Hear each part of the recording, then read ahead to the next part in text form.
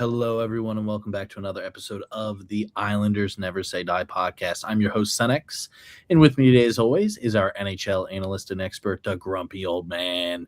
They say there's no shame in his game because he's always the same. That's me.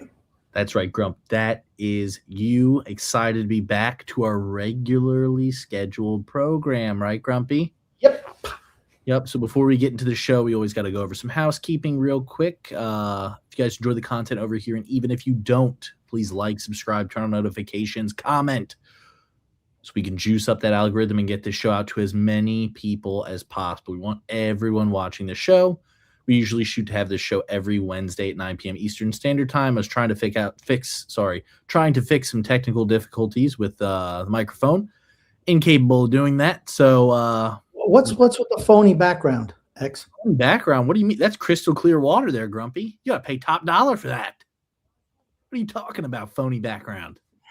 Look at that. You can see all the stones at the bottom. The best thing, well, your hairline looks really bad in it. Yeah, looking more bald than usual. Honestly, I ain't even going to lie to you. It does look pretty bad in it. It does.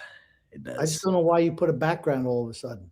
I wanted to just put one up. I wanted to test it out, Grumpy. Do you want me to take it down? Do you want me to take down the background? It's a fail. That's fine. I will for Grumpy, per Grumpy request, remove the background. I don't know why you just don't use lights. You see those? I see like you have like a ceiling lights here. Why don't you just put those on? Study your Euro Trip colors. Remember that movie Euro Trip? Euro Trip. I do remember Euro Trip, Grumpy. That was like, that's what all the clubs in freaking wherever they were in Europe look like, because they can't afford real light bulbs over there, I guess. I think you're just jealous. That's all. Anyway, getting back to it, Grumpy, before you took us off topic because you were jealous of my background. Yeah, we should have the show every Wednesday at 9 p.m. Eastern Standard Time. If you guys do enjoy the content over here, we also have another show / channel called the TJ and the Grumpy Old Man Show podcast. Pretty much on that show, we talk about everything and anything sports and media and current events that are going on to an extent. To an extent. We usually shoot to have that show every Sunday at 8 p.m. Eastern Standard Time. It's usually late. It is usually late. I'm not even gonna lie. The show by a couple minutes. But anyway, so Grumpy, season's starting back up again. Are you excited? Yeah, let's do the Olympic wrap up first. What do you think? Sure. We will do the Olympic wrap up first. I think from our last show into this one, the only game that was played for men's hockey, well, I know women's hockey also, but for men's hockey was the gold medal game, correct? Yep. Canada, United States. What were your thoughts? Well, actually, it was like the 5th highest rated event on television after the Super Bowl, like in the last year.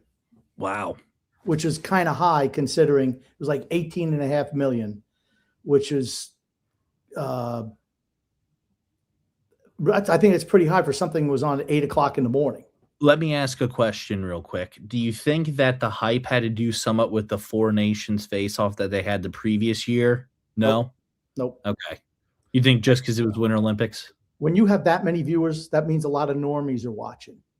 And I understand that. I'm saying I just want to say a lot of people who don't watch the sport, I know for certain, knew about the big fights that happened in that Four Nations face-off, Canada, United States, where they had, what was it, 6 fights in the first 8 seconds? 3 fights in the first 9 seconds. 3 fights in the first 9 seconds. It was all over the news. It was all over social media. I'm just saying, do you think that maybe played a part in people being like, oh, wow, if this happened during this game, I can't wait to see what happens in a gold medal game?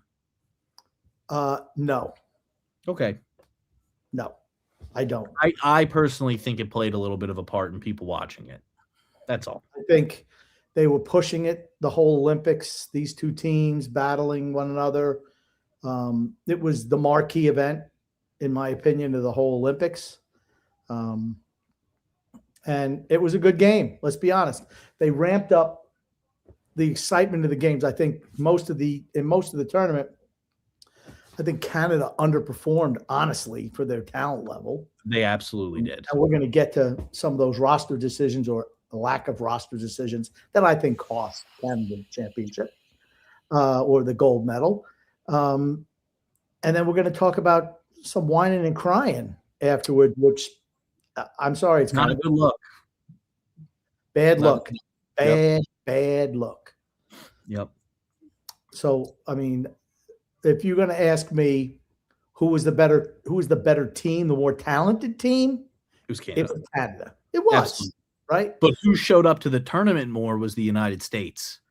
Canada, I think, underperformed. And maybe they're just got a bunch of losers on that team. You ever think Canada, that? realistically, in my opinion, shouldn't have even made it to the final. They shouldn't have even made it to the final. They were lucky to beat Czechia. Yes. The United States, you could have said the same thing about the United States against Sweden. Sure, against Sweden, but okay, what was it, the semifinal game? They handled business. Yeah. They handled business in the semifinal game. And Finland, Canada went down 2-0 to Finland. They scored some in both those, in the quarters and the semis, they scored goals late in regulation to either tie the game like they did against Czechia or to win it like they did against Finland. And I was just underwhelmed. I thought their defense crew was horrible. I thought in the championship game, I thought Devon Taves and Cale Makar were abysmal on the ice. And then you look at the other guys they have on defense. Ancient, finished, totally cash. Drew Doughty, Travis Sanheim on the left side, Thomas Harley on the left side. And I was like, if they had Matthew Schaefer, they win that tournament. I'm saying for certain. They would have had a better chance. Doug Armstrong built that team like it was a fantasy team, certainly on the front end. And then on the back end, it's like, oh, well, these guys got us through the Four Nations Cup last year. We're going to roll with the same group. It's a mistake. It's a mistake. Put the best players on your team. I mean, okay, I'll say this. I understand where a coach's mindset is like, okay, you're veterans. You've been here before. You've done this, right? But to a certain extent, you got to be like, okay, this guy's nowhere near the player he is. We have somebody else who's obviously better, right? In Matthew Schaefer. He should be on the team. I mean, I don't know if they thought maybe it's like, oh, the kid's just really streaky right now because he's young, he's inexperienced. Maybe he can't handle this, this kind of atmosphere, this environment. Because I'd say Olympic hockey is a lot different than NHL. Okay.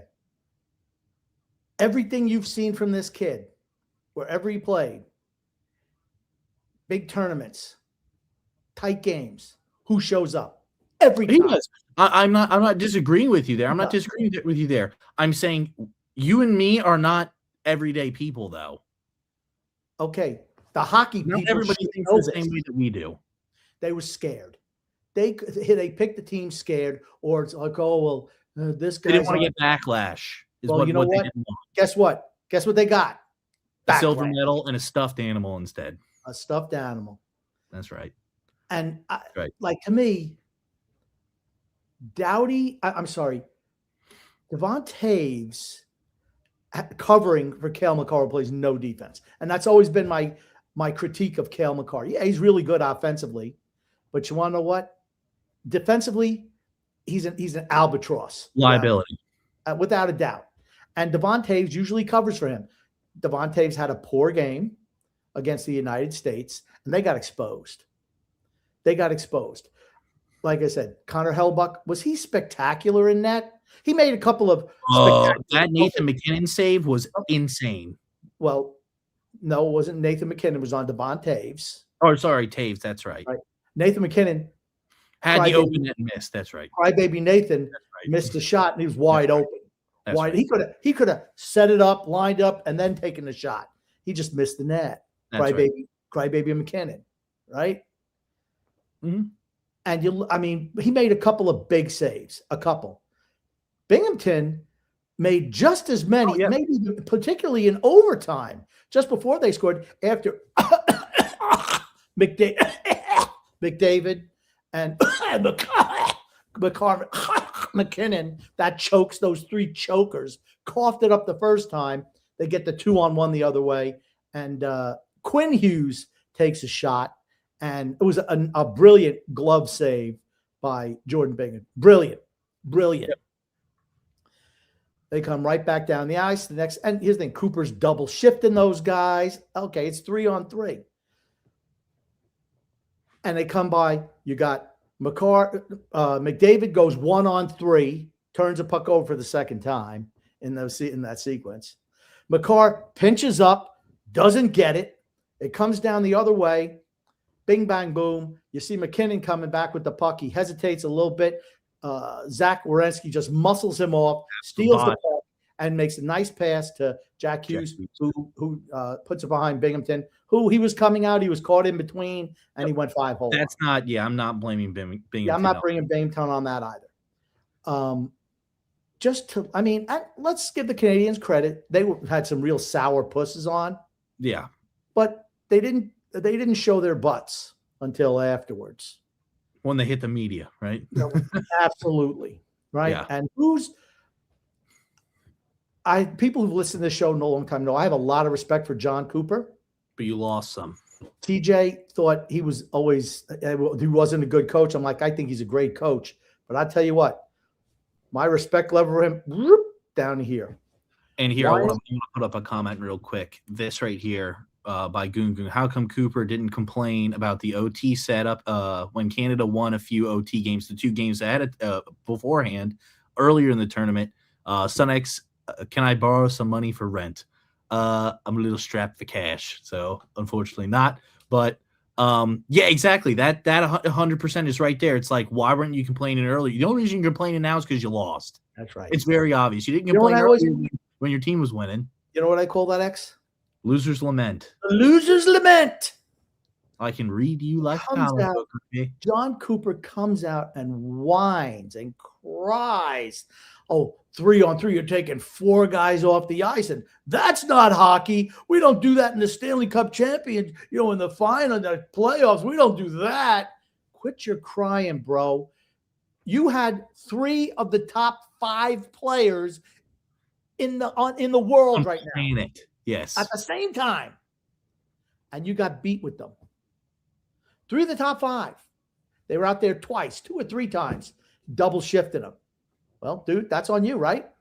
Maybe just roll your lines. They had owned the United States. And like I said, Hellebuck was good, and he made a couple of spectacular saves, but I didn't think he was playing, miraculously in net.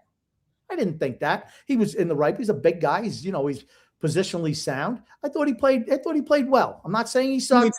Both goalies made nice saves. I don't think one goalie played better than the other. I think they both played I'll say this. I think they both played tremendous in that. And it's not like you could say, man, we're never getting one by Hellebuck. I never had that feeling in that game. Let's give credit to the United States, a team built by Bill Guerin, Minnesota Wild, who I happen to think is a great GM. Built that team specifically to beat the Canadians. Yep, and it worked. We left off some guys that we talked about. Cole Caulfield. A couple other scorers that he left off. Adam Fox was hurt, didn't make it. Had to do some replacement work. That team, to me, reminded me of the New York Islanders, honestly, of recent years, where you have to have spectacular goaltending, a little bit of luck to beat the other team. You got it out. The other team make a mistake and you capitalize. That is that United States team reminded me of the New York Islanders in recent years. Absolutely did. Yep. And to their credit, they fought. All the people that certain members talk about Phil's fiction, talking about JT Miller doesn't deserve to be here. Vincent Trocheck doesn't deserve to be in here. Well, you know something? I'm going to tell you what. JT Miller and Vincent Trocheck, where were they their best on penalty kill? The United States killed off a 5-on-3 for like a minute and 41 seconds. 5-on-3, killed it off. Those guys were stellar. Their defense kept all the shots to the outside. Like I said, it wasn't like Ilya Sorokin in that for the Islanders where everybody's getting point-blank chances. A lot of those shots were from the outside. And that's why I'm saying Hellebuck didn't have to be sensational, Sorokin-like, if you will, like he's been this year. He didn't have to do that to win. Let me ask you a question, Grumpy. Do you think if Russia was allowed to compete, do you think the United States wins? Depends on what bracket they were in. Let's say they were the United States side of the bracket. I think the United States could have beat them, but it hurt the tournament not having the Russians in there. I'm sorry. If you're just looking for good hockey, it hurt the tournament. Now that game, the speed of that game, I watched the U.S. women's game. I can't watch it. I can't watch it. It's so slow. It's like a high school game, boys' high school game. Slow. The speed of that championship game was tremendous. Now, did I think that game was as good as the finals or the whenever they played in the round robin of the United States against Campy in the Four Nations Cup? Nope. I thought I thought that tournament was absolutely sensational. It was great. It was great. It was sensational. And you had everything in that tournament. Yep. Olympics kind of rules fighting. You can't fight. Can't look dirty at the other team. A lot of things you can't do. They kind of squashed that.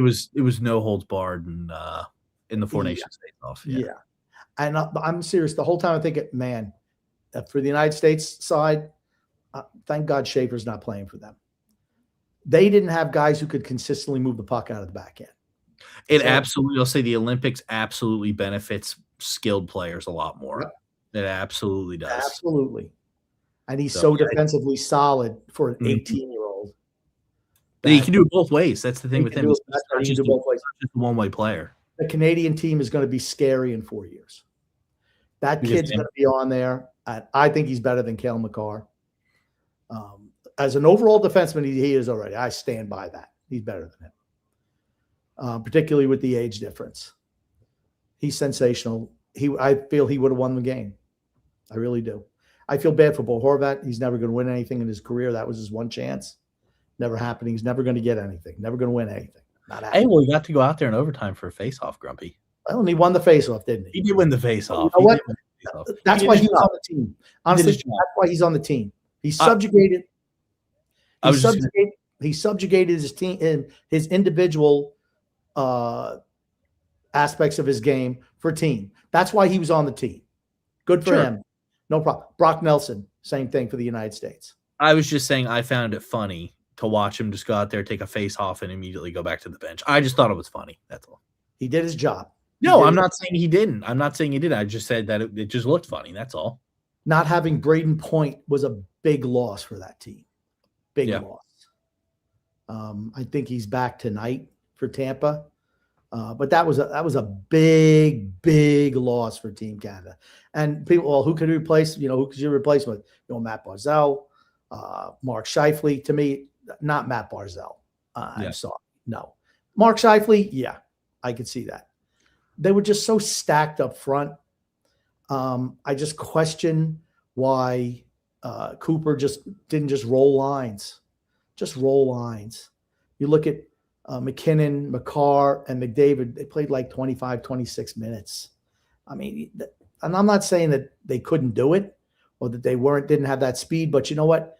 When you get tired, you tend to make mistakes. Yeah. It's a mistake that beat them. Yep, you saw it. Yeah, you saw it there in overtime. Now, Grumpy, I did have one question for you. This could be a tough question for you. Is this an Olympic question? It's an Olympic-based question, Grumpy. It's on topic. It's on topic. Okay. If Matthew Schaefer was playing in the Olympics, would you have rather see Canada win over the United States? It's tough. I don't hate Canada. I know you. I'm not saying that you hate Canada. It makes me like I hate Canada. I'm not saying that you hate Canada. I'm saying, I don't know about you, but I was pulling for the United States over Canada. Yeah, I you know what? Here's the thing. After listening to the guys post game, I should have been rooting more for the United States. Okay, but anyway, back to the question though. Who's a guy that I really don't like who plays for the United States? I don't like him. Don't think he's great. Plays for the Devils. Hughes. Hughes. Jack Hughes. Yeah. Total respect for him now. In the Sweden game, Quinn, and I think I even called you up and told you, I said, holy crap. Quinn Hughes is another one who I'm like, kid plays no freaking defense. Yeah, he's good offensively playing out there in the Pacific Division. I don't get to see a whole lot of those games. And I watched that game-winning goal against Sweden, and I called you up, that's all Quinn Hughes. Yep. Mad respect for Quinn Hughes. How much more money did he earn himself on his next contract? A lot. he's going to get paid. Both did, honestly. Both did. Jack Hughes is locked up. I know, but I'm just saying, based off the performance in that, I mean, I'll say their name, image, and likeness, I'll go to NIL alone, is going to bring in money now. I mean, because it's just what they did. They smacked one of Jack Hughes' teeth out. And he also he had a brace on his wrist too, from what I saw. I mean, these guys are playing to win. A lot of them out tonight, getting extra rest from their teams. A lot of them. Well, I think they were also at the White House. A lot of them. I think the whole team was. Did they go to the White House, or did they go? Recently. Yeah, they were at the White House. They went to the State of the Union last night. Is what they did. Okay. Well, they visited the White House too. I don't know what they did. They did. I know they were at the State of the Union yesterday. Trump called them out, and they all come out. USA, all wearing these sweaters that I didn't think looked great. Yeah, it was the Hellebuck. Okay, and here's the thing about Hellebuck. I thought Hellebuck was good. He's getting like the Congressional Medal of Freedom. The Freedom Award. I mean, okay. I mean, damn. Jack's probably going, "Where's mine? I scored the goal." He's like, "I lost a tooth." But that's right. Yeah. I mean, it's not a Purple Heart, but still. I mean, like I said, congratulations to the United States. And to me, my favorite Olympic moment of the whole thing, of all the Olympics. I know I've told you. Did you have a favorite Olympic moment? I told you what mine were last time on the show. Again, it was on the TJ and the Grumpy Old Man show that nobody listens to. So tell it again. I'll preface this as saying I did not see the entirety of the award ceremony, so I saw them like kind of skating around for a little bit. I did not catch what you're going to mention here in a second. I won't steal your thunder, Grumpy. My favorite, I guess my most memorable moment of the Winter Olympics was the Klæbo guy, the Norwegian guy, because I'd never seen anything like that in my life. That or the United States winning Olympic gold. To me, it was after they won, they come out with Johnny Gaudreau's number, which they had been, it's in the locker room every single game. They come out there on the ice, and then they bring his kids, and I'm still emotional thinking about it now. They bring his kids out of the stands. Whatever, 3 and 2. Yeah, young. They bring them out of the stands and with the team picture. And I'm like, holy crap. Tirico was getting emotional just saying it. I'm getting emotional just thinking about it. If you didn't have your feelings, if you weren't emotionally moved by that moment, I question you as a person. I really do. I just have to, because it was so touching to see them skating around Zach Werenski and Matt Tkachuk, who were teammates of Johnny Gaudreau, and Brady Tkachuk, who was one of his best friends. It was just really, really emotional and touching. And that's something that the Olympics can do that very few sporting events can. When there's that sense of feeling for country, pride for where you live, and not just the United States, it's just so, giving back to your country. I thought it was sensational, spectacular, and I thought that was without a doubt the moment of the Olympics. Not even them winning. It was that post game. That's my opinion anyway. Yeah. I thought it was a really good moment. And again, I didn't see the entirety of the award ceremony. I did not see that part live. I didn't see that. I only saw clips of it afterwards. So, and then the crybaby Canadians, and then Nathan McKinnon coming out and going, "Oh, oh, oh, oh, oh, oh, oh, oh, look at the game. Who's the better team out there? Ooh. Dude, you're a loser. You're a loser. Just like all the rest of your buddies." Connor McDavid. Doesn't seem to be able to win a big one. That's one thing I'll give Austin Matthews credit for. I always thought that he just was a choker. He was, he can never win anything, but I'll give him credit. He won. I don't know if it was really him who won, but his team won. I'll say that. Team. Yeah. And I don't mean to run. I don't think McDavid's really a loser, but you know what? They tend to lose a lot of those games. And he tends to be the one who tries to do too much in the biggest moments and turns the puck over. Tends to do that a lot. Yep. I'm sorry. And just Nathan McKinnon, stop being a crybaby. Sorry. There you go. Grumpy, do you want to get into the ad read before we go over the next topic? Oh, okay. No, not really. Continue the next topic. I thought we'd start talking about the Islanders. If you could read a couple of comments, I can absolutely pick up that ad read, but you'll have to do that. No problem. Matthew here says, "Good morning, gents. Good evening, gents. Whoa, good evening, gents. USA, USA. That is right. United States won the Olympic gold." Freedom here says, "I like the trade Isles made with St. Louis. Gutierre was big guy who was softer than Sun X and didn't score. The acquired player has more points than any player in bridge and fights." Help them in playoffs. Yeah, I mean, I like big players. I feel like fighting's not as big as it used to be in the game, but you can always use some fighters on the team. Absolutely. And then Matthew says, "Late again, LOL." I know. Had some microphone issues. We'll try and work on that better next time.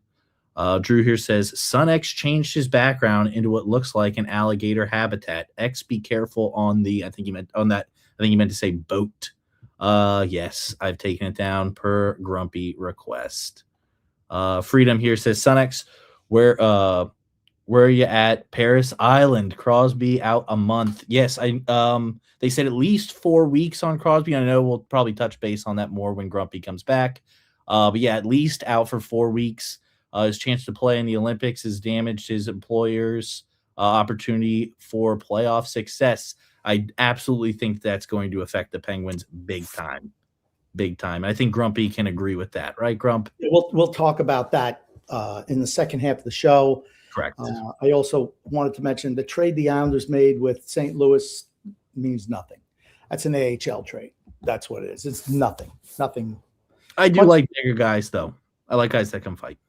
Okay, but you have to be able to play. In a modern NHL, you got to be able to I don't think there's wrong with having a fighter on the roster. I don't. Okay. I don't. And they don't have one right now. Well, now they do. That is true. They do not have one right now. That's true. Do they really need one? I don't know. I think so with Schaefer and protecting Schaefer. I think they do. Okay. They just don't find anymore. Okay. You ready? You ready for the ad read, X? Yes, Grumpy. Ready for the ad read. Okay. DraftKings Sportsbook, an official betting partner of the NHL, is built for the fastest game on ice with player props and live betting. Every shift, every shot, every save gives you options to get in on the game with DraftKings Sportsbook. Like X, if you were going to say, what are the chances of Sidney Crosby scoring a goal in the next 3 or 4 weeks? Probably zero. Zero, right? Yep. I'm going to bet you that's probably off the board, but something like that. You could do anything like that. Hey, Matthew Schaefer is going to, score a goal tomorrow night. Who knows? Ilya Sorokin is going to pitch a shutout. Those are the type of things you bet on, those player props. New customers bet just $5, and if your bet wins, you'll get $300 in bonus bets instantly. Download the DraftKings Sportsbook app and use code THPN. That's code THPN to turn $5 into $300 in bonus bets if your bet wins. In partnership with DraftKings, the crown is yours. Gambling problem? Call 1-800-GAMBLER. In New York, call 877-8-HOPE-NY or text HOPE-NY. Connecticut, call 888-789-7777 or visit ccpg.org on behalf of Boot Hill Casino in Kansas. Wager and tax pass through may apply in Illinois. 21 plus in most states, void in Ontario. Restrictions apply. Bet must win to receive bonus bets, which expire in 7 days. Minimum odds required. For additional terms and responsible gaming resources, see dkng.com/audio. Limited time offer. Thank you, X. There we go. Very good, Grumpy. Let's get into some more of these comments real quick. Did we want to talk about the Islanders second half of the season? Sure, we can do that. Let's do that then. Let's do that. We'll get to the comments later. I mean, unless we want to get to the comment, read some comments that get to where we can do the second part of the show, that's fine. Okay, the comments are all kind of jumbled up with topics, so there's no unison to how they're started. So we can play some more comments, and then we'll get into the second half. How about that? Okay.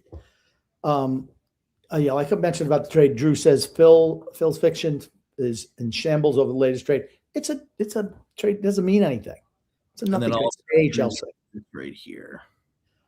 He says the guy that the Islanders traded for is 39 points in 42 games in the AHL. He's a depth move to bolster Bridgeport's top line, nothing more. Exactly. There's nothing. They traded Julian Gauthier, who Phil thought was going to be a first liner a couple of years ago, And TJ and I said, that's not happening.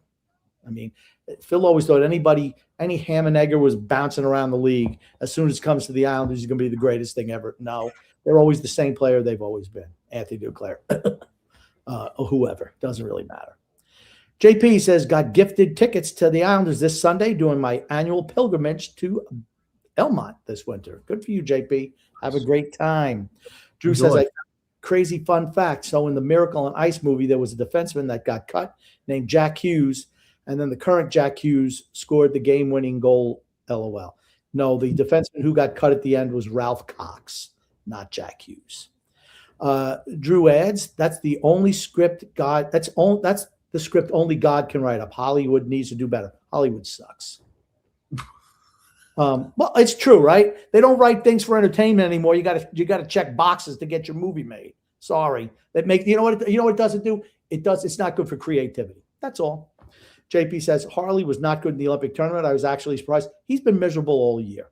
He's been bad all year long with Dallas and the Olympic tournament. They knew that going in. That's why not taking Shaver was so stupid. Gungun says, sad to hear the Rangers great. Ron Duguay is not doing great, well, health-wise. Yeah, Ron Duguay. You don't know who Ron Duguay is, do you, X? No. He was like part of that team. He's a Rangers player. He was a Rangers player. He was there when Phil Esposito was there, and they went on a magical run in the mid to late 70s. He was part of the Vidal Sassoon Jeans. I think he married former supermodel Carol Alt. Howard Stern would tell you that she was not a supermodel. I don't know.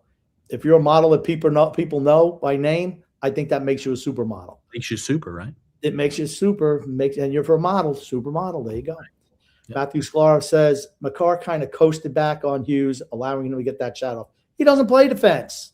You know who wouldn't have done that? Oh, that's right. The guy on our team who how many times you see him sprinting back when the rest of the lazy dogs on our squad are standing around. He's dashing back and making plays in defensive end. Because he has the ability to do that, Grumpy. You know what?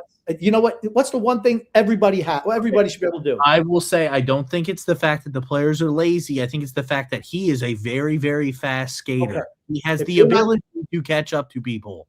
What's the one thing every single player can, regardless, they can hustle. When I was coaching, what was the one thing that always drove me crazy?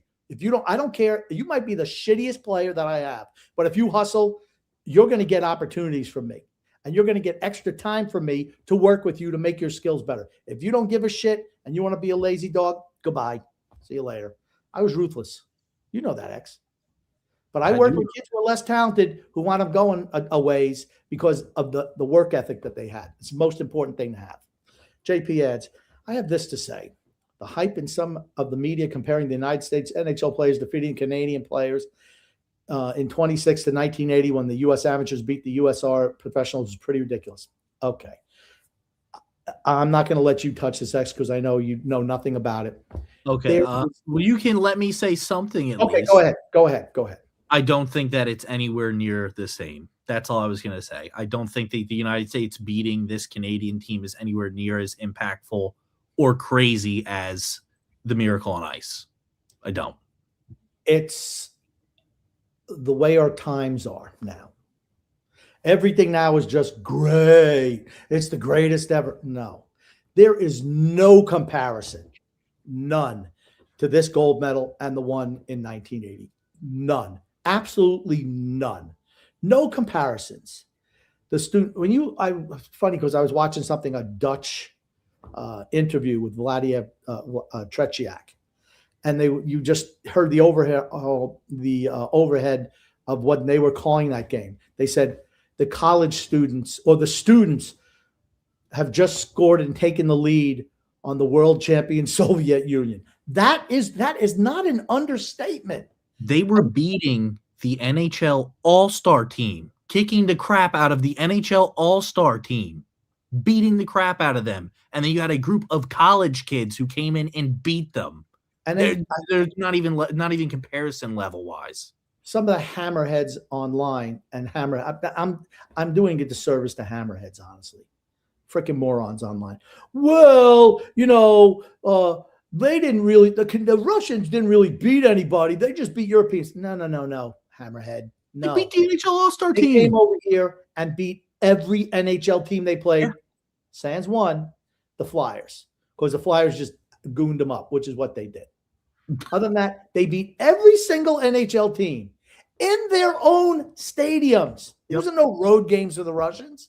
I was not rooting for the Russians. They were spectacular and tremendous. I think the worst thing that could have happened to the Russians in 1980 was playing the United States 2 weeks before the tournament started. And they 10-3 beat the living and it honestly should have been worse than that. Yeah.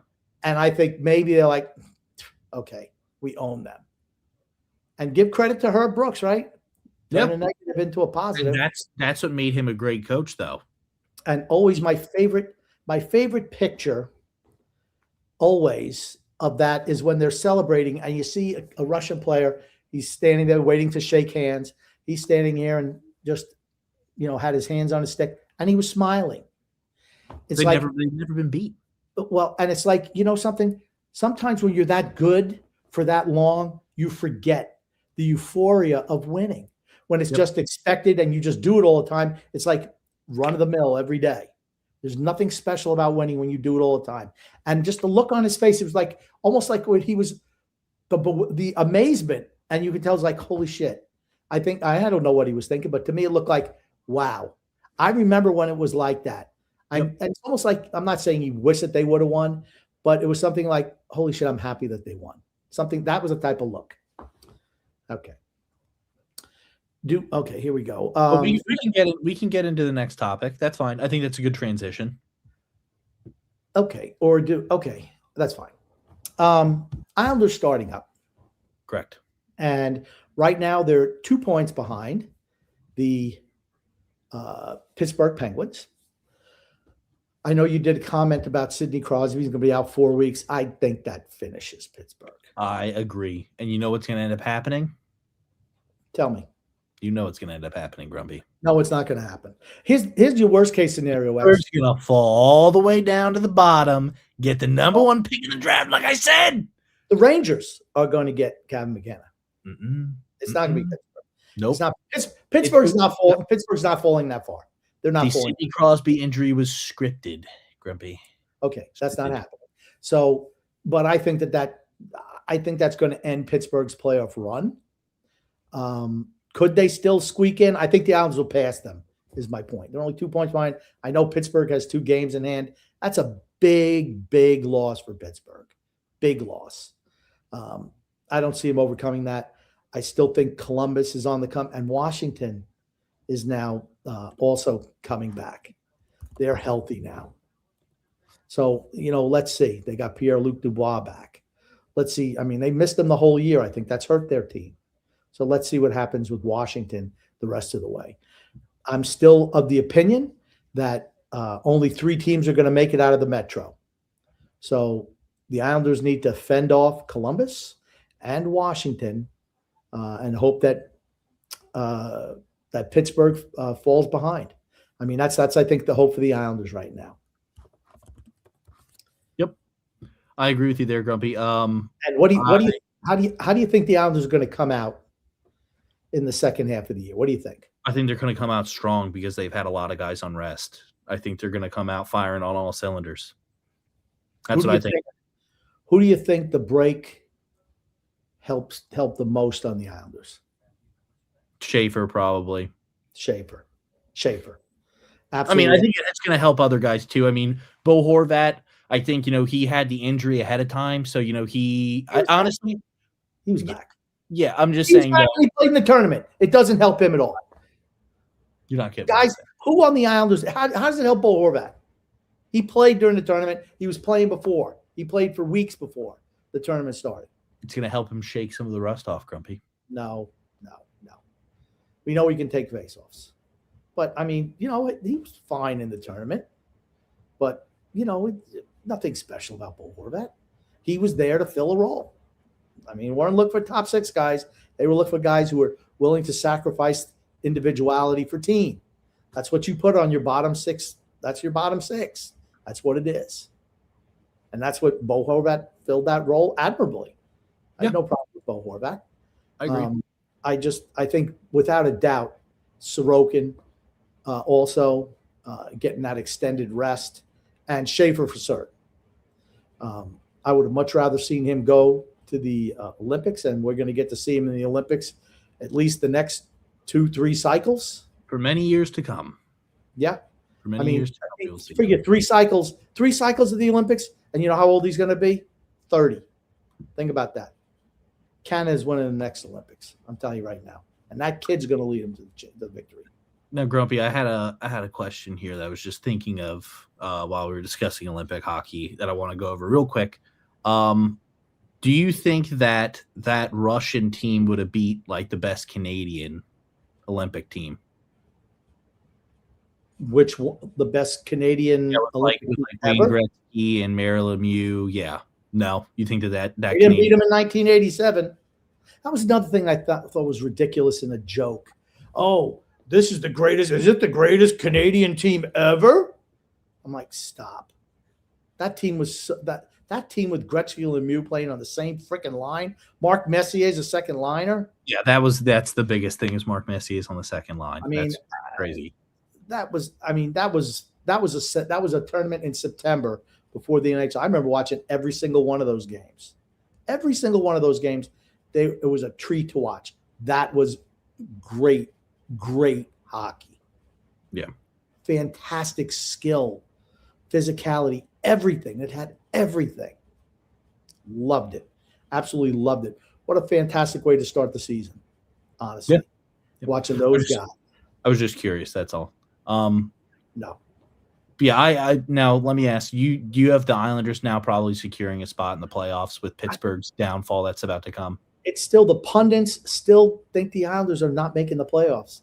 Maybe 35%. The Islanders aren't that good. Okay. Right? We discussed this earlier today. I don't think it's that the Islanders are not good. I don't think that they're not good. I think they are an above average team. I think they're an average team. See, I think they're going to make the playoffs, and I think that they're an above average team for making the playoffs. I don't think they're an above average team. Can they make the playoffs? I think they can, and I think Sidney Crosby getting hurt really helps. Absolutely going to help them. Yeah, 100%. Going into the Olympic break, I thought they maybe had a shot, but I was like, nah. Columbus is absolutely on the come. Young team, learning how to win. Rick Bowness comes in there, can't be beat. The Olympic break came at the worst time for Columbus and the best time for the Islanders. And they were hot. That's right. Yeah, that's the last thing you want to get cooled off. Yep. But no, I still think Columbus, if they can keep up the goaltending, that's the issue with Columbus, right? The goaltending. If they can keep that up, I still think they're going to make the playoffs. Do you think Sorokin's as strong in net having the time off? I would hope so. I would hope he's absolutely rejuvenated. I'm not saying that he needs to be rejuvenated. I'm just saying, some guys, they're hot, right? Some keeps can get really, really hot. Do you think that he's going to cool off a little bit after this Olympic break? Do you think there's a possibility of that happening? No. I think he's going to be fine. I think he's been standing on his head pretty much the entirety of the year. But you know what? He's rested now. And I think instead of playing 2 every 3 games, he might play, I'm not going to say 3 out of 4, but maybe, I don't know, maybe like 5 out of 7. He's going to get more run than he's been getting. Rittich is going to get back-to-backs, but I don't think you're going to see a solid, Sorokin, Rittich, Sorokin, Rittich. I don't think we're going to see that. It's not going to be 3-2. It's not going to be 2-1 anymore. I think you're going to see more of Sorokin. Okay. That's what I think. I really believe that. I was just curious. Yeah. I mean, like I said, it'll be interesting how these teams come back from the Olympic break. Yep. The Islanders had the benefit of not really having, I think they had Palat was on Team Czechia. Yep. And Horvat. I think that was it. That's it. For the whole organization. And they had the least amount of players, I believe. Maybe Chicago was tied with them, of guys going. So that's a nice break. You give the guys, let them recharge their batteries, heal up from any injuries. You should come out ready to go. I expect the Islanders to come out ready to go tomorrow night. That's what I expect. Do you see Connor Bedard as ever making the Olympic team? Yes, I think he will make the Olympic team eventually. Do you think Schaefer makes it before him? I think they both make it next time. Okay. 4 years from now, you're going to see guys age out. True. Just Brad Marchand, not going to be there. Yeah, Tom he will Wilson, not not going to be there. Macklin Celebrini is going to be there. Bo Horvat probably won't be there. He won't be there. But remember, there's only so many guys on the scoring lines. Yeah. Connor Bedard, scoring line. Yes. Right? You have to have guys who can produce. Nick Suzuki, why did he make the team? Well, he's a two-way player. Did I think he was great in this tournament? No.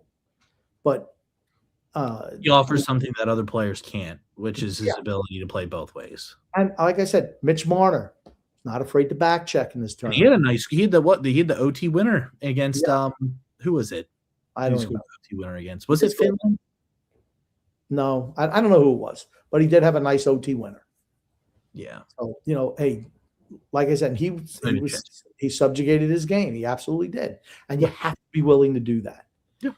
I mean, I don't think Connor Bedard is enough of a two-way player. He's going to have to be on top 6. But McKinnon's not going anywhere next Olympics. McDavid not going anywhere. Crosby will be gone. Crosby, this is the last one for Crosby. Yes, I agree. Yep. Any guys who are 33, 34, 32, they won't be back. They won't be back. They'll be gone. And so that's where the young guys come and fill in. Defensively, Drew Doughty won't be back. And Schaefer will be the first one up. Schaefer's going to make it just because he's better than everybody else. If he's healthy, of course, right? If he's healthy. Of course. Do you see him as being the first defense pairing? It depends if they want to keep Taves and McCarr together. I just think Schaefer's better than McCarr overall. Yeah. I mean, put Matthew Schaefer on Colorado and tell me he doesn't put up virtually the same numbers. He scores more goals. Numbers. He scores more goals. Yeah. I mean, again, Cale McCarr didn't start in the league till he was 21. This kid's doing it at 18. His numbers are going to blow away McCarr's at 21. He absolutely will. Even with the Islanders. Imagine if he was with the team that put the puck in the net, how many points he'd have. I mean, and he'd win Norris Trophy every single year if he played on a team like Colorado or Edmonton, because he's so good defensively. He's just he has a head for the game. Yep, he knows where to be and when to be there. At 18 years old, and he's just electric. Bobby Orr Jr. Hockey sense, Grumpy. Bobby Orr Jr. is what he is. That's what he is. Let's get back to some comments, Grumpy. Freedom Fun Adventure says, so happy for Son X. Tomorrow night, he will learn how hard Dobson sucks, blows, and swallows. What a liability he is and how much Grumpy has lied to him. He will begin asking what else has he lied about. Oh! What's probably going to happen? Dobson probably have 2 goals and 3 assists. You know what Grumpy's response is going to be after I find out that he lied to me? He's going to say, you can't handle the truth. That's what he's going to say. You can't handle the truth. Yep. Who do you want to say on that wall? You, Lieutenant Weinberg.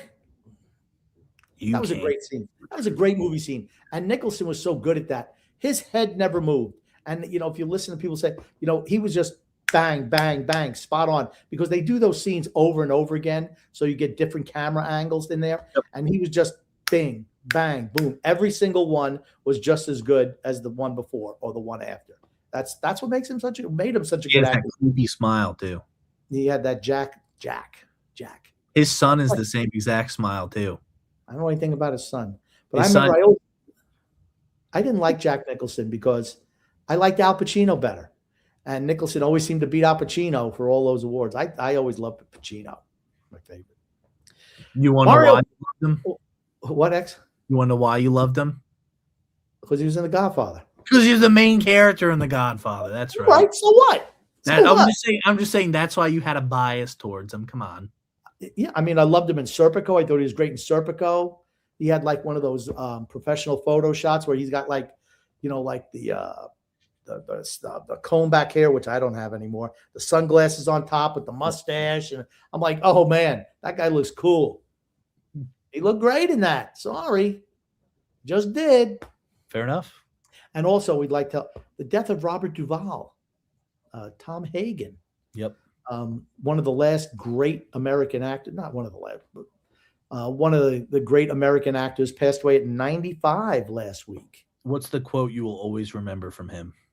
I love the smell of napalm in the morning. Smells like. That's not the quote I thought you were going to say. Victory. That's the one he's always going to be known for. No, I'm asking, what's the one that you will always remember him for? The one that you repeat all the time. The one that I repeat all the time. Especially around a certain month of the year. I don't know. Tell me it. If you probably got it wrong. Whatever. It's December. The month is December. I know the month is December, but I don't know what you're talking about. Four Christmases. Oh, yeah, Four Christmases. All right, not one of his greatest movies. No, I know that's not one of his greatest. But I thought if you think I want some sex pervert, come in here, feel up my eyes. Ooh, no, that's not going to happen. That's the one I thought you would always remember him for. That's not his big line. Is always going to be yes in the morning. That's the one everybody's going to know. But I love that. Here's the thing. Duvall was great in every single movie he was in. Whatever he did, he was really good in. You can never say, man, he mailed that performance in. No, he was really shitty. He was always good. Always. Yep. Didn't have to be in the biggest roles. He was great in The Apostle, a movie that he did, that he financed himself. That was a fantastic movie. He was so good at Tender Mercies, which he won an Academy Award for. Was a great movie. So understated in his role. Just so good. So good.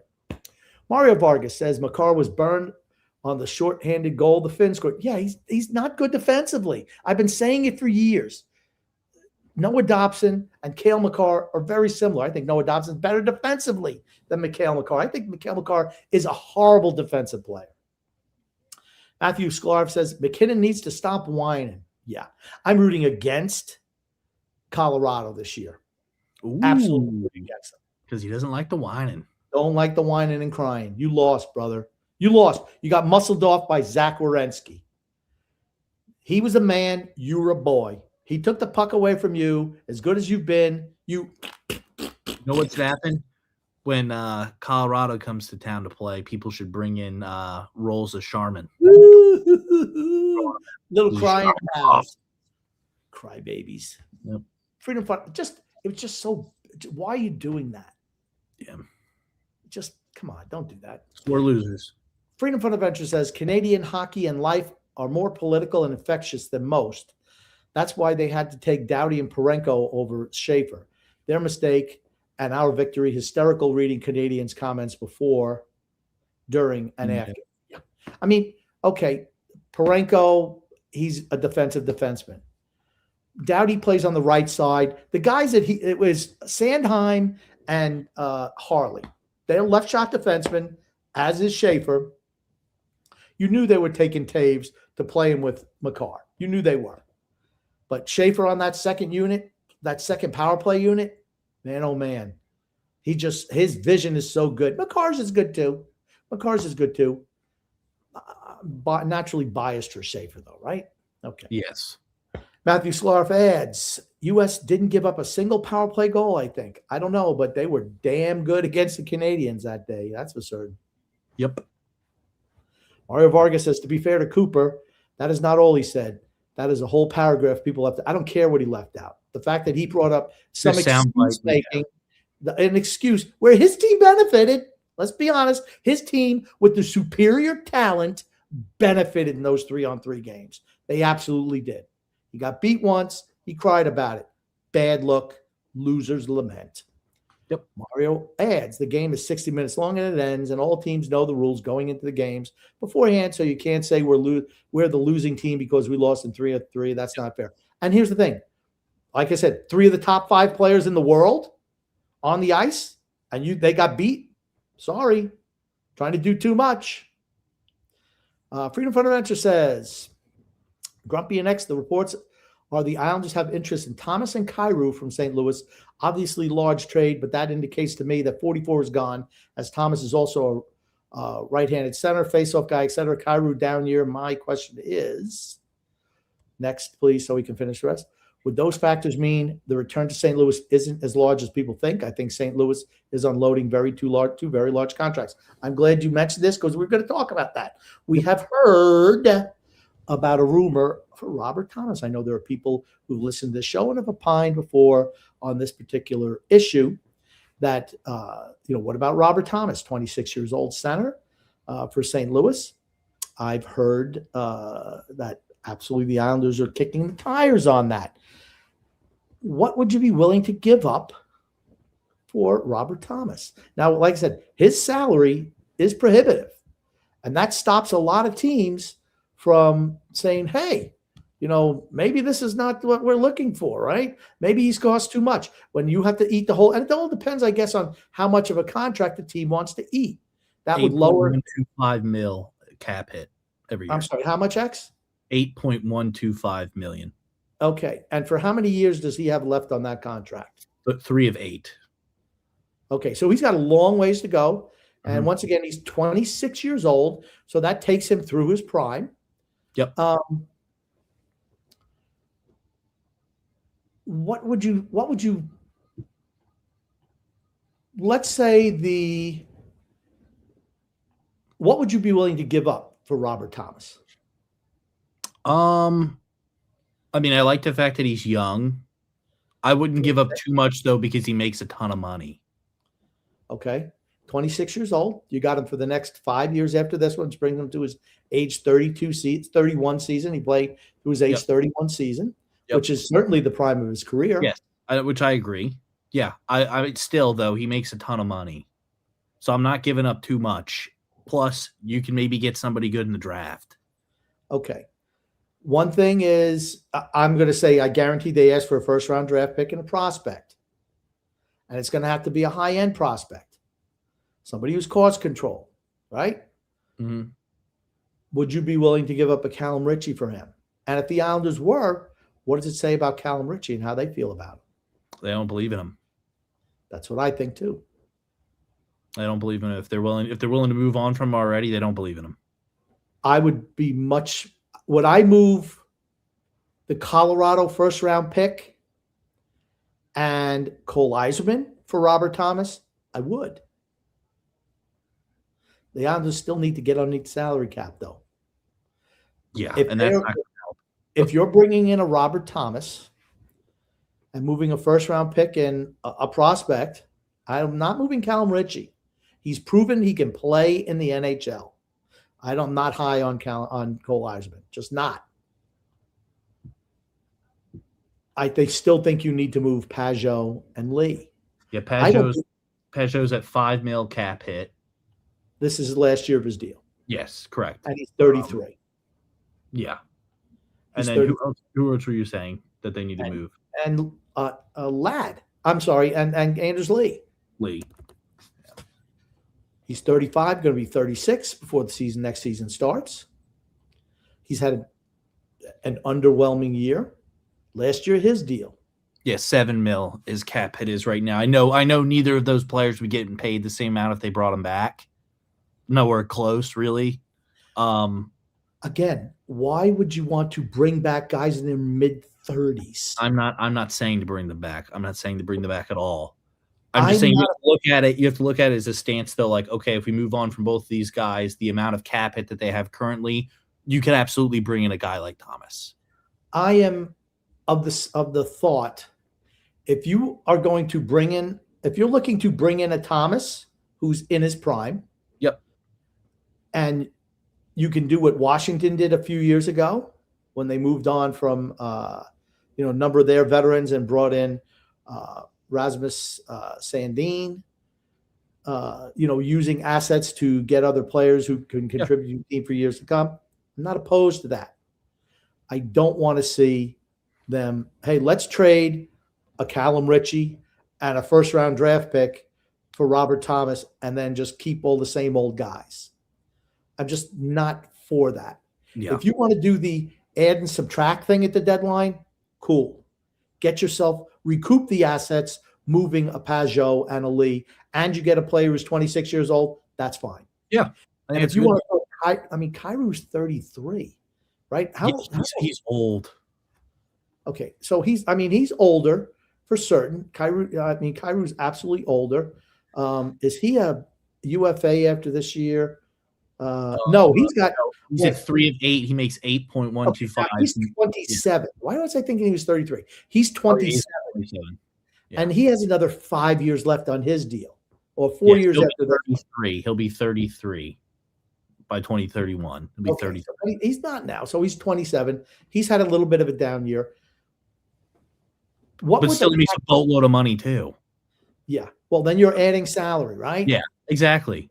Now, in the Islanders' defense, cap's going up. They don't have anyone to re-sign except Schaefer for the next few years. Nobody. You best believe you better re-sign him. I don't think there's any way they don't re-sign him. They'll break. They're not gonna. He's never gonna hit free agency. It might be at some point later in his career where he says, "I want to go to a winner" or something like that. If they've never won here and the team was down, you might see something where they'd move him somewhere. But he's the face of the franchise now. Just is. He's not going anywhere, and he's the type of guy you want leading your franchise. For an 18-year-old, he's just such a love. I mean, I know it sounds like a Schaefer love fest again, which we've done numerous times on this. Kind of has to be this year. But if you could, I mean, what do you think you'd have to give up to get Kyrou and Robert Thomas? Do you think Matthew Darsh is capable of making a move like that? I don't. Yeah. I don't. I mean, I don't know. Again, I'm not going to cut the guy down before he has a chance. Maybe he does make a deal. I mean, would you be willing to give up 2 first-round picks and Callum Ritchie for him? I'm not looking to move Callum Ritchie. I'm trying to get them to take another prospect. Here's the thing. I know you want to get rid of Cole Eiserman. That's who you want to get rid of. I'll give you a first-round pick. I'll give you Aitchison. I'll give you Eiserman, and I'll give you number 2 next year. And you're eating all that salary. That helps out St. Louis. Now, would I do a first this year, a second next year, and Aitchison and Cole Eiserman? I'd make that deal. I would make that deal. It hurts you. I just Aitchison. Where's he going to play? You're trying to. The funny thing is, you're trying to get rid of guys that you think aren't going to pan out. That's right, but they're prospects. Yeah, I agree they are prospects, but I mean, I think Aitchison would be more valuable to St. Louis than here. You're doing this in like fantasy draft mode where teams just accept every offer. But I'm eating. Yeah, I get you're eating the cap, but again, they might look at those prospects and be like, "Yeah, no, we don't want these guys. Okay, I'd rather." That might be the case. That might be the case. But Aitchison right now is the leading defensive point producer in the OHL. He has value. I don't think, and here's the thing, it's because I just don't think those players are that great necessarily. Yes. And here's the thing, where does Aitchison fit on this team? I don't know. He doesn't. Not currently. Not currently, no. I mean, you have Schaefer, who's going to be here forever. You have Pelech, who's got 3 more years on his deal. You have Romanov, who signed for 7 more years after this. Yep. I mean, so where does Aitchison fit as a left shot defenseman? I mean, that's the issue that you have, right? Yeah. I mean, so to me, he's movable. Maximum, he'd be probably on the 3rd line pairing, right? All right. So if he's a 3rd pairing defenseman, you can't move a 3rd pairing defenseman is going to be. It's not like he's going to be on your first. The maximum. That's the maximum that I feel he could be, and I'm putting him over Romanov. I mean, Pelech's not going to be here forever. No. Romanov's got 7 more years. He's not movable right now. But I'm saying Romanov's probably. I think you can probably. Well, not right now, but I think he'll be the worst out of the defensemen that's on the team. Once Aitchison comes up to the big team, I think he'd be the worst. I still think Aitchison is underwhelmed when I've seen him play. He can score though. Okay, he scores in the OHL. He didn't look good in the World Juniors. You even said so yourself, Romanov can't defend or score, so I'd rather probably have Romanov. But his contract means he's not going anywhere. And I get that, but I'm saying pairing-wise, he'd be the bottom pairing guy, Romanov would, and I'd put Aitchison above him. Well, I don't. I think the coaching staff thinks that Romanoff is better than he was playing on the top. He was playing with. He was playing on the top pairing this year, right? You even said he was the worst player in the league. He was the worst player in the league. That didn't stop them from rolling him out. They have an analytics guy who's looking at that and is like, "This guy's awful." Oh, I'm just saying. Before the injury, what line was he on? Or Romanov's not getting moved. Romanov's not getting moved. I know he's not getting moved. I'm just saying, before the injury, what defense pairing was he on before the injury? He was playing with Pulak. And what defense pairing number was that? First pairing, I believe. Over Schaefer? Schaefer wasn't first pairing guy. He was playing with Scott Mayfield. Mayfield at that point in time. That's right, because it was so early in the year. Or maybe, I'm sorry, Romanoff was playing with D'Angelo on the second pairing, and it was Pulak and Pellick on the first pairing. Oh, yeah. And then they had two guys who couldn't defend. That's right. Right. That's right. That's right. I don't know. It was the beginning of it was like the beginning of the year. It was that Dallas game was really early in the year. Yeah, absolutely. But yeah, I think when all is said and done, I see him as being a bottom pairing defenseman. But would I be willing to make? I'm on record saying that I want to move guys who are in expiring deals. I don't think absolutely. So we don't run into the Tavares issue like we ran into a couple of years ago. Just because if they have any value at all, move on from them. It's better to get something or a little bit of something than nothing. Particularly if your team is not a serious Stanley Cup contender, which the Islanders are not. We've already assessed that. I said they're above average team, but they're not a team that's great or really, really good. And you don't even think they're an average team. They're middle of the pack team. I think they're a middle of the pack team. That's what they are. Middle of the pack. Yeah. That's what they are. And there's nothing wrong with that. But if you want to get better, you just can't keep on rolling the same guys out there every year and hope the hockey gods shine on you again. Unless you made it to the Stanley Cup final, then you could say, okay, let's run it back. Let's try it again. Or maybe add a couple of players to your roster that maybe can be difference makers and run it back. But when you're making the playoffs and getting eliminated in the first round, that's not a team you want to run it back with. I mean, and I don't know if there's anybody on the regular roster. Like I said, I really don't want to move Richie. I like what he's done this year. I like his development this year. He's only 21 years old. Oh my gosh, I got to put this up here right now. Freedom says, Grumpy, what the heck? First, a 2, Aitchison, Eisman. Geez, you're the worst GM than Lou and Fredo. Just nuts. I love it, but I got to talk you out of marrying the druggie down the sink here. I don't know what that means. Okay. If you're getting Thomas and Kyrou, Freedom also no one from taking his job in a couple of years. Okay. But you can get somebody else. You can still draft other players. I don't think Aitchison's that good defensively. He reminds me of Romanov. You cannot have too many Romanovs on your team. They'll sink you every time they're out there. They don't play defense. They're just more interested in hitting guys. It's just so funny. That's just so funny.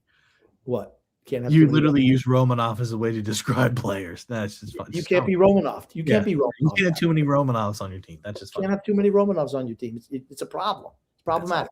And that's what. But look at what you're getting, right? Yeah. What's the one thing the Islanders cannot do and have not been able to do for the last decade? Score. Put pucks in the net. And you're getting young. You're getting younger players too. Years. It might not even take that much. Yeah. It might not even take that much because of the salaries that these guys over 5 years, 8.125 for the next 5 years. I mean, Thomas is having a down year this year. Kyrou absolutely is. Maybe you get yourself a bargain. Is Darsh able to pull that off? I don't know. I mean, you got to think with just JGP and Lee alone, you're freeing up like what, 12 mil on the cap? 12 mil. That's next year, 12 mil. Yeah. You can absolutely afford you can absolutely afford those two. I mean, especially with the salary cap going up too. I mean, you could easily afford those two players. Yes. I'm not opposed to that trade. Even though, we were preaching, no, don't trade. Get the draft, use the draft picks.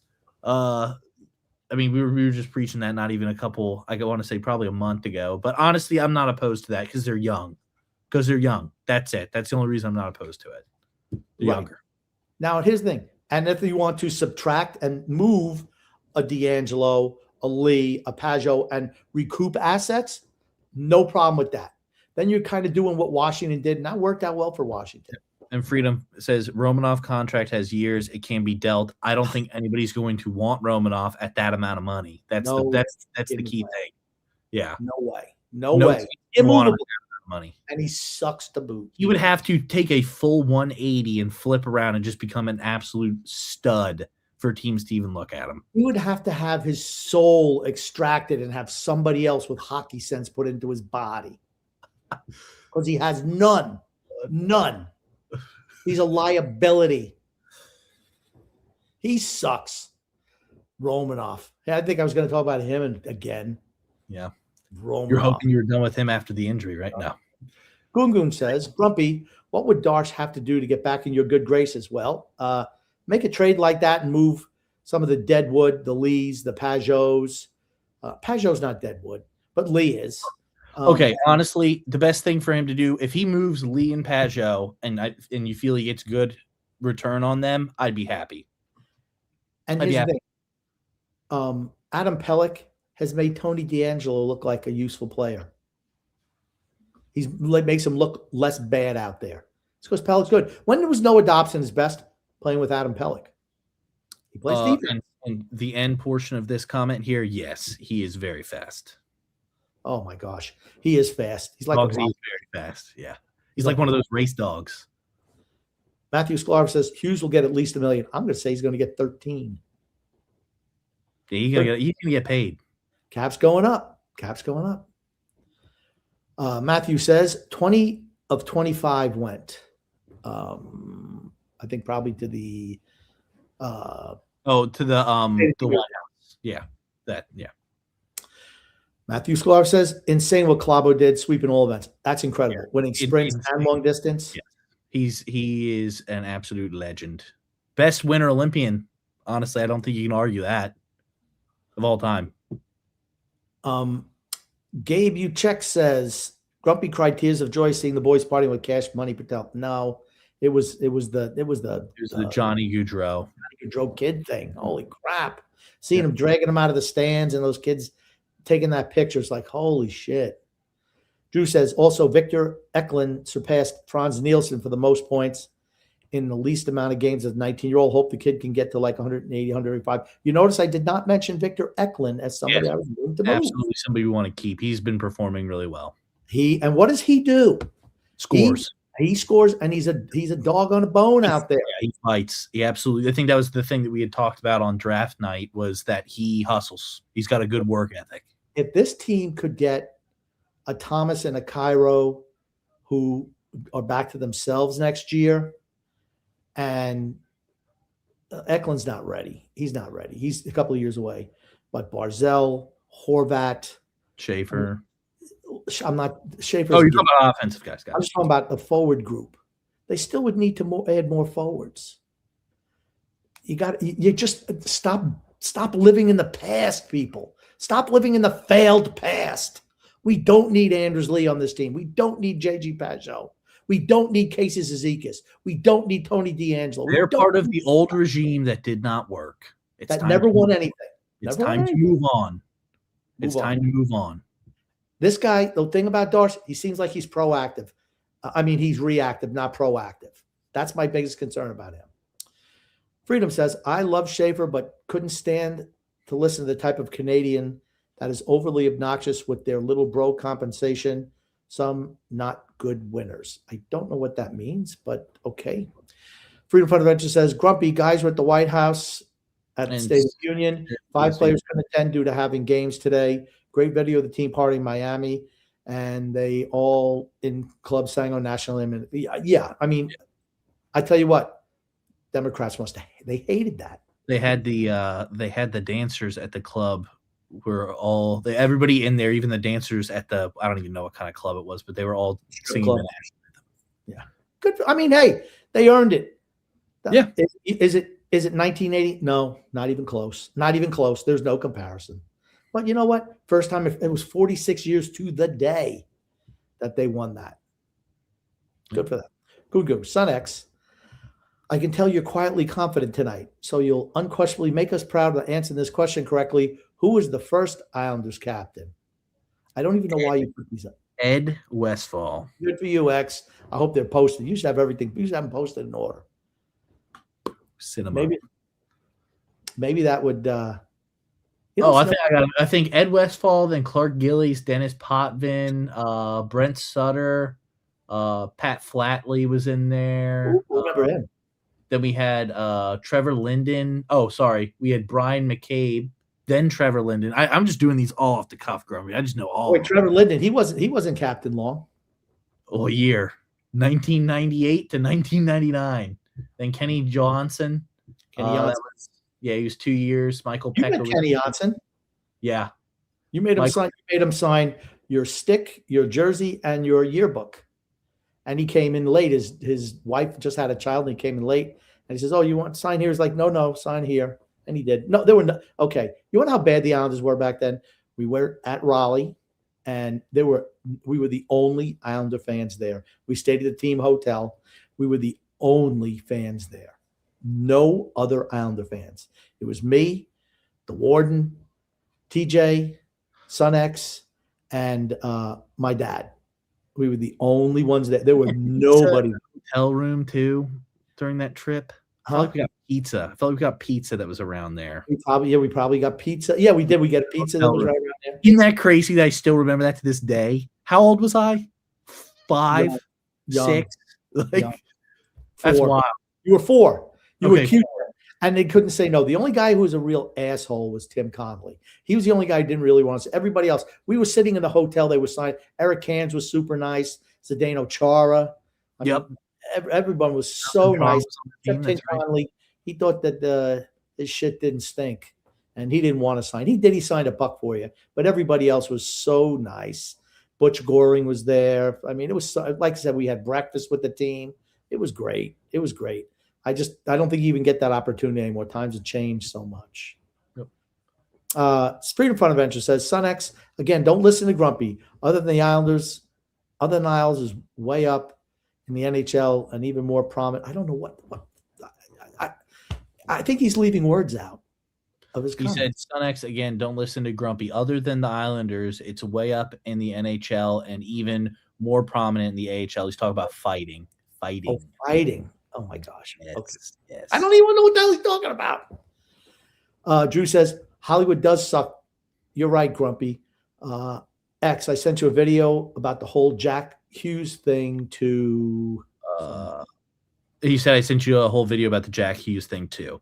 Let me pull it up here. Give me 1 second. It's going to start playing immediately. I like how Drew's able to get anything he sends gets put right up, X. I know. Well, he sends it to me on Twitter. No. I'm just saying we've had some complaints from other members. I know we've had some complaints. Anytime Drew sends something, it gets put right away. All right, here we go. This is the guy. This is the guy right here. He's doing his little thing, okay? This is actually insane. Have you ever noticed in the movie Miracle about the 1980s Miracle on Ice squad, one of the names cut from the team was a defenseman named Jack Hughes? February 22nd. So it was not the last player cut from the team. It was just a player that was cut from the team's name was Jack Hughes. Okay. In 1980 was when the miracle happened where the U.S. took down the Soviet Union to win the gold medal in the Olympics. 46 years later to the exact date, February 22nd, 2026. The U.S. men's hockey team won their first. I have one question. Is this guy Frank the Tank's protege? He is a Miami Dolphins and a New Jersey Devils fan, which are both Frank's teams. And I would not be surprised if he's probably a Mets fan also. Maybe he's one of Frank's shits. Gold medals since the Miracle on Ice team taking down Canada in the Milan 2026 Olympics. And who was the person to score the golden goal in OT? Jack Hughes. Yep, there you go. So I guess it was just talking about how there was a, coincidence that both were. Hey, X, what movie is this from? You will give me my 10 steps cookie. I don't know. Men of Honor. Robert Carradine died. Rest in peace. He was in oh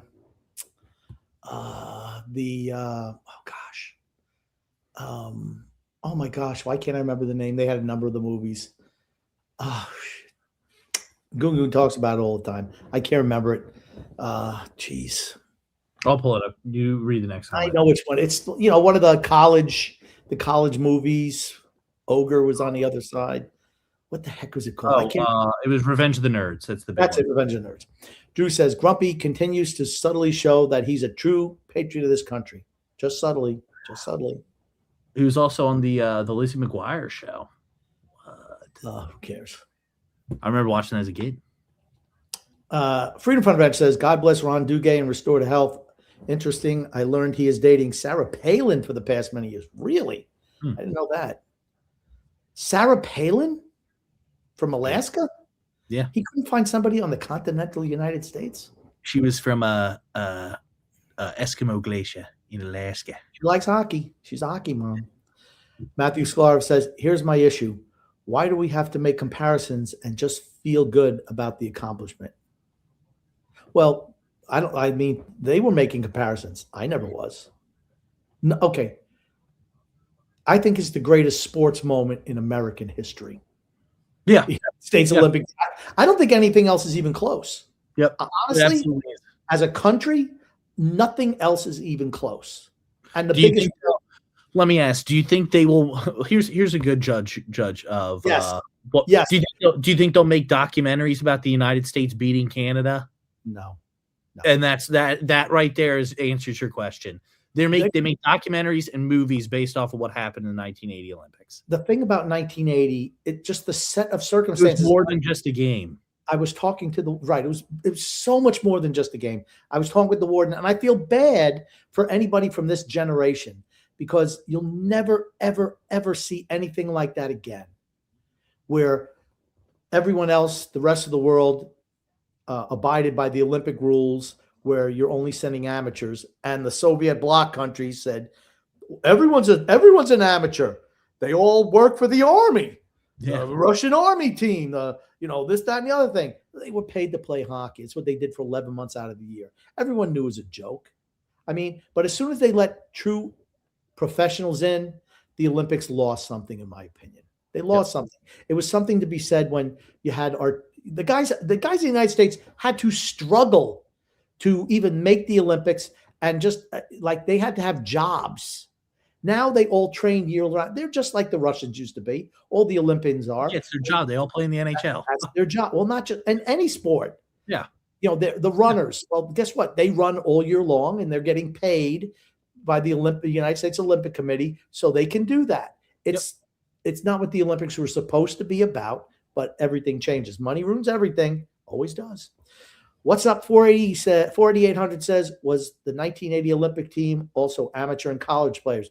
They were all college players. The Canadian team. Canadian team. Yeah, they were all amateurs as well. Younger players. Yeah, the Russians were the only team that used pros. Okay. Oh, they were the older teams. The Soviet bloc nations. Here we go. Can the United States win give the Islanders hope? Grumpy, who was your favorite pope? John Paul II was my favorite pope. Can the USA's win give the Islanders hope? Yeah. Sidney Crosby got knocked out, so that gives the Islanders hope. That's right. I think it's injury thing, but little injury action helps. Freedom Fighter Richard says there's the bizarre thing in today's media and some parts of culture that they are empty and fake. They constantly try to overhype stuff to make it today's insert event from the past. Yes. Everything about the media, I don't mean the media, but I just mean the press in general. Just they think that the only things they care about clicks. It's all about clicks, right? So they have to make it sensational. Oh, what this breathtaking, right? How many times you see that? Astonishing. Never seen I'll say this, Grumpy. In their defense, they get paid based off of the amount of views that their stuff gets. Okay. So understand where they're coming from when they do what it. Does it mean though? It means that it's not as it's you're not reporting the truth. It's not fabricated, yeah, but it's inflated. It's inflated, is what it is. Overhyping everything. Yes, it's inflated. And today's young people believe it. Yeah. Where truly spectacular events get overlooked because, well, there was a game called To Tell the Truth. Actually, did you ever hear the game To Tell the Truth? No, but I've heard the game Telephone. Okay, no, that's not it. To Tell the Truth was a game where Bill Cullen was the host, was a TV show on in the 60s and 70s, whatever. They had three guys come out and they say, I'm Johnny Smith of MIT. Number two, who are you? I'm Johnny Smith from MIT. Number three, who are you? I'm Johnny Smith from MIT. And, like he invented the atom or so, whatever. And two guys were liars and one guy was the truth. And if you could fool the people who were saying it, you get whatever, $100 a person or whatever. They do that now. They literally still do that now. It's not televised, but they do it on like YouTube and stuff like that, where they have one person. Once again, there was a TV show called Tell the Truth. Okay. And the thing was, usually the guy who lost, who was like no one considered was the person, was the guy who it actually was. Yeah. Because he was just telling the truth, where the other two guys were kind of embellishing the story or, making it seem more sensational, adding things to it where people buy that crap. It's always been going on. It's just worse now because that's the way reporting is done. Everything's about clicks. It's not just a few people reporting things now. It's hundreds of people reporting things all the time. Well, that's what happens when you have a device that can record and you can put anything up online. Or when people don't believe what the national media says, they look to other resources for their news. That's what happens. Matthew Sklar says, yes, only Horvat and Palat went. Very true. Yep. Mr. B says, they're a good team that plays hot for a few nights and cold for a few nights. Not nearly what you need to win 16 games in spring. Blow it up. That's what I call an average team. Yeah, I think they're above average, but not crazy above average, but I think they're above average. But Freedom Fund Adventure goes, Grumpy, Paul Simonon from The Clash and Johnny Marr from The Smiths team up for a song entitled Casablanca on the new Gorillaz album. Paul and Mick Jones played on the Plastic Beach and toured the world that tour. Very good. I like Gorillaz. I did not know that. Thank you. Matthew Sklar says McCarr's right-hand shot. Yeah, but you're never going to play McCarr and Schaefer together. Maybe. I can't even see it on power play with what they have.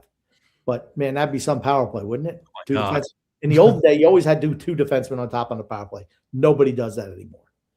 Matthew Sklar says, by the way, feel bad for Horvat, but feel happy for Brock Nelson. It was nice, and I feel bad for Brock Nelson.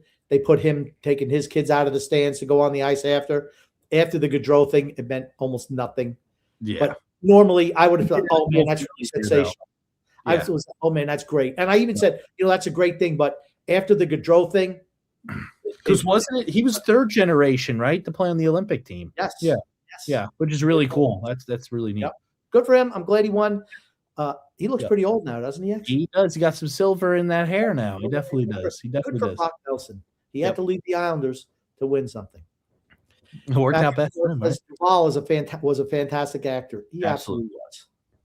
Freedom Fund Adventure goes, fun fact, the last athlete to be awarded the Presidential Medal of Freedom was a resident of the town I live in and the niece of Islanders owners Katie Ledecky in 2024. Good for her.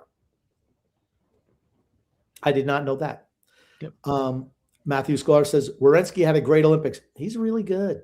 He's really good. I didn't think he played much defense last year. And it's ignorant of me because I don't watch enough Columbus games. I've been watching more Columbus games here. He's really special. He's good. Drew says, I bet all of us are glad Brock Nelson won the gold. Yep, sure was. Yep. Drew also adds, also X and Grumpy. When are you guys getting guests on? I don't know. That's up to Grumpy thing. Well, ball is in his court. Well, TJ would have to get the people on. Drew also adds, Robert Thomas is also not a goal scorer. The Islanders need to trade for a young top 6 goal scorer. Well, Kyrou would solve that. Yeah. Right. Freedom Fund Ranch goes, see, Thomas doesn't score enough for me at that dollar amount. If I'm taking on a salary, I'm giving up one asset and a couple of lesser quality. Even the one asset is going to be huge. B-level, Jeff Finley. What makes things St. Louis? I mean, unless St. Louis is just dumping salary. Okay. Freedom goes, Grumpy, no.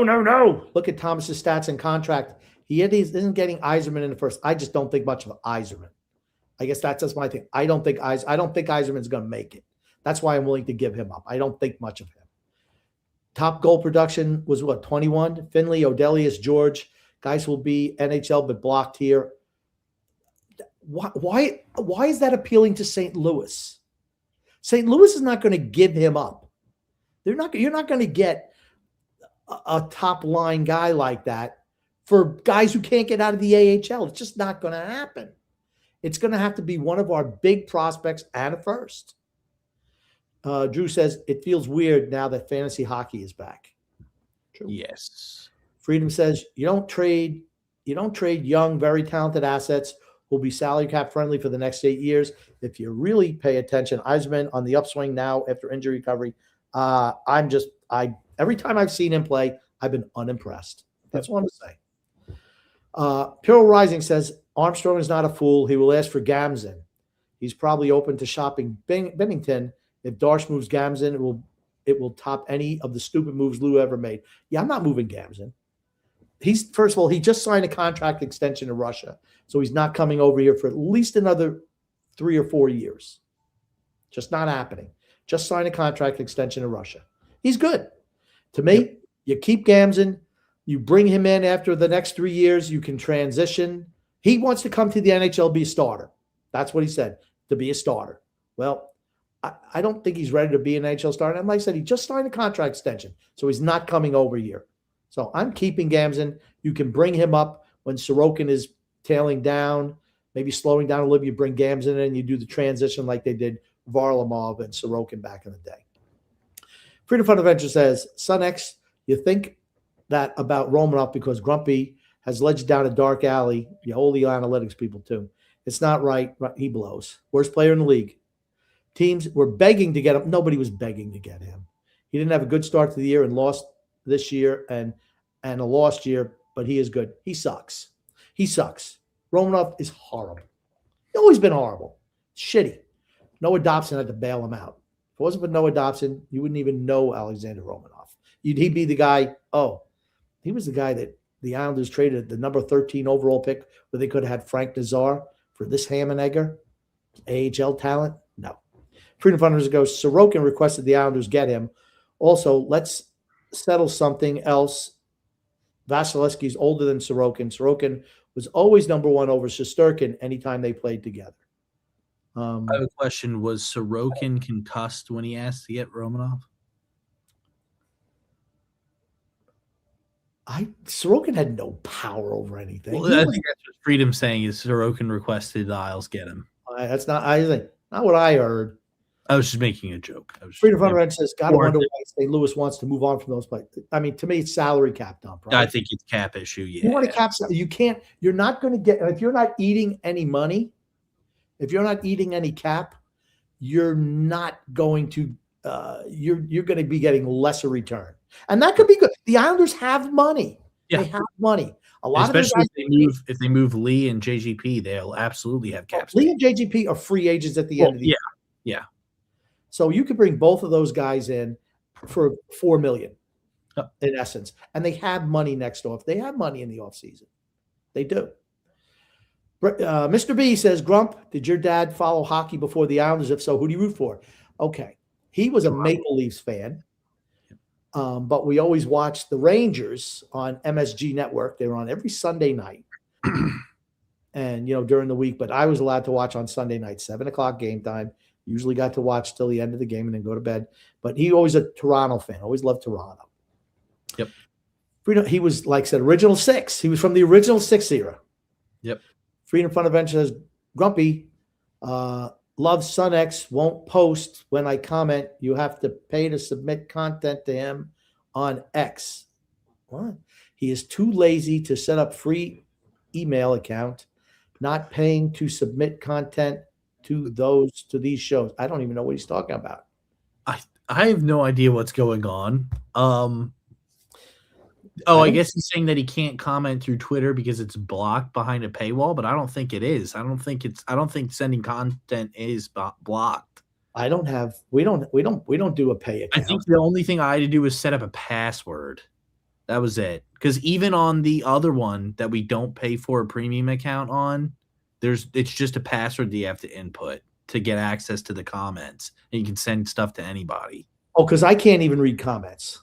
Like Drew will send something, I can't read it. Oh, okay. Then that I don't know. Don't look at me. I don't know about that. I don't know. Again, I don't use Twitter very often. This is the only time I use Twitter. Thomas Amato says, appreciate you guys dedicating your time to hold this podcast. Grumpy Old Man X, thank you. Thank you very much, Thomas. Appreciate it. Big Time says, TJ no longer with the firm. Unfortunately, his job prevents him from being on the show. So, and he's certainly, as much as he loved, and believe me, he loves doing the show. He even talked about it yesterday. He wishes he was doing the show. He's not going to risk his job to do the show. That honestly doesn't pay any money. No money. Drew says, I thought the movie alone painted a picture perfectly of the 1980 Olympics. I didn't need to see the game live to actually know the significance of that game. The latest game pales in comparison. Yeah, it's just, now, was the hockey better this last? Yeah, it was better, but the events around it were just something. It meant more back then. You had, the times were just different. Yep. And the last comment, Grumpy. I go directly to the Islanders Never Say Die for current events and news. Thank you very much, Google. Right, that's right. All right, Grumpy, anything you want to say before we hop off the show tonight? As usual, I want to say love and laughter to everyone who listens to the show and even those who don't, from the Grumpy Old Man and Son X. Yep, I want to thank everybody for coming out and listening. As always, love the interaction in the comments, and we will see you guys next time. Thanks, Grumpy. Thanks, X.